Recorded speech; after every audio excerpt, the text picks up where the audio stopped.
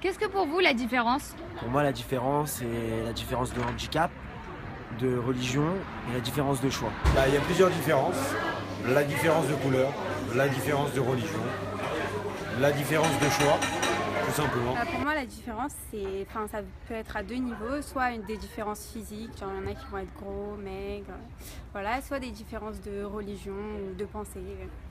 La différence est avant tout une source de richesse, qu'elle permet que chacun s'enrichisse mutuellement grâce aux différences de l'autre. Pour moi, il y a plein de niveaux quant à la différence. Il y a des différences de peuple, de culture, de nation, de couleur, mais il y a aussi tellement de choses à dire.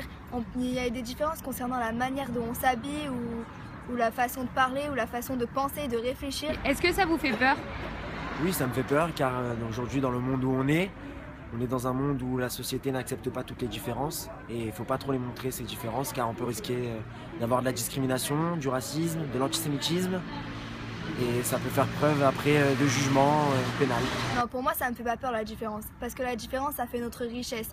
Tout ce qu'il y a de différent chez l'un, ça apporte autre chose à quelqu'un d'autre. Donc Non, Pourquoi? parce que sans différence, il n'y aurait pas de monde. Ça dépend. En général, non, mais après, il y a des choses un peu spéciales, quoi. Comme quoi? Si on voit quelqu'un qui a pas du tout les mêmes idées que nous, qui commence à nous sortir des trucs pas très nets et tout ça, ça fait peur un peu quand même. Aujourd'hui, je me dévoue. Je vais parler au nom du peuple, d'un sujet tabou, d'un sujet qui touche l'univers entier, qui pourrait être abordé, mais qui fait peur à l'humanité. Pourtant, dans le fond, nous sommes tous créés de la même façon. Nous sommes tous là pour les mêmes raisons.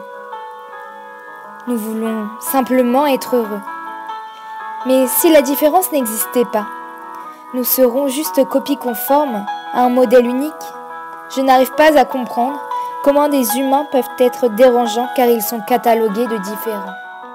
La différence ne devrait pas être une faiblesse. Bien au contraire, pourquoi être tous pareils? Le monde est bâti sur des différences, de couleurs, de peuples, d'handicap. Mais les droits doivent être identiques à tout homme. Il est impossible de juger sur la conviction d'autrui, car nous ne sommes pas parfaits, et la liberté propre à chacun sert à ne pas avoir de contraintes et de soumission.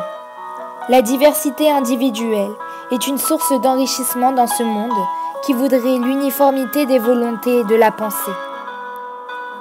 Chacun est différent, tout d'abord par nos modes de vie ou encore par la façon dont on s'habille.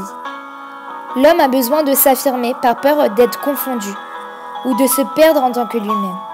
Alors pourquoi la différence dérange-t-elle autant? C'est peut-être la frustration de savoir toutes nos certitudes erronées, de savoir que toutes ces années nous n'avons pas vu plus loin que notre centre d'intérêt, qu'en fait nous sommes de simples égoïstes et que s'intéresser à une autre personne que soi peut être dérangeant. C'est pourquoi nous jugeons sans cesse sur les différences sans savoir que nous-mêmes l'incarnons. Nous sommes le monde et c'est à nous de faire tomber ces préjugés et ces stéréotypes. Personne d'autre ne le fera à notre place. Donc arrêtons de foncer tête baissée dans cette société.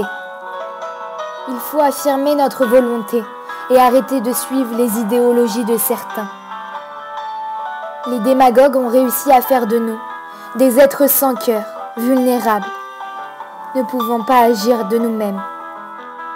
Comme affirme Ingrid Naur, la différence est une beauté qu'il faut apprendre à voir.